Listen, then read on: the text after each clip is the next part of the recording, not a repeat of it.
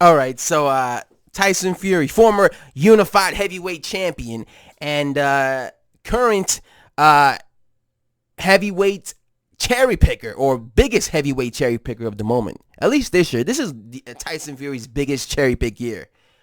He's coming out saying that 100% he's picking Andy Ruiz to beat Anthony Joshua.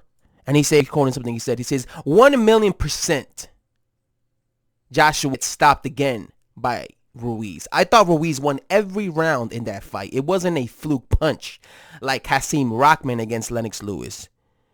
And then in the rematch, Lewis turned up and knocked him out. Joshua clearly lost the rounds. He was getting outboxed and he was getting outfought.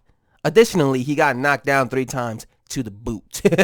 So he says that, and you see what he says there. He says this is not this is not like Hasim Rahman versus Lennox Lewis, because a lot of people keep comparing this fight to Hasim Rahman and Lennox Lewis as if it was the same type of fight.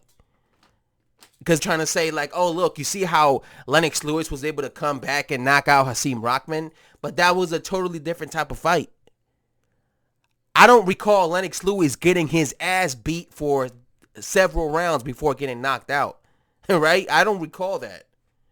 I recall Lennox Lewis getting knocked out by a punch, by a right hand by Hasim Rahman, all right?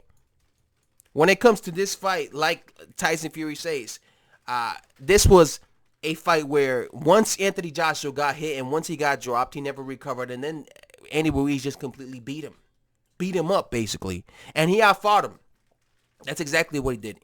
And so it's a different type of fight. And I told people that I would have loved it if Anthony Joshua didn't immediately rush in to fight Andy Ruiz. I would have loved that. Personally, I would have loved that because I think you need to first learn some of the new tactics that you're being taught by your trainers, because apparently he's going to bring some new people in his team. I think you need to learn and show those new tactics off against opponents and get used to fighting like that, because I think a lot of times when fighters rush into rematches, they lose. At least fighters that lost against rematches in the rematches. Like Lennox Lewis was not having a hard time with Hasim Rahman in the first fight.